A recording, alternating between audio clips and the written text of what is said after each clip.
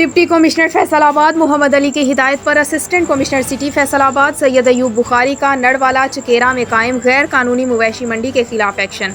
हमारे नुमाइंदा खुसूसी पाकिस्तान गुलाम दस्तगीर की तफसीलात के मुताबिक एसी सिटी फैसलाबाद ने municipal officer regulation Usman Gondal, तहसीलदार सिटी, अमला कॉरपोरेशन, रेवेन्यू स्टाफ और पुलिस लाइन से पुलिस रिजर्व के हमरा नड़वाला बाईपास पर बेस लाइन पर कायम की गई मवेशी मंडी को ख़त्म करा दिया,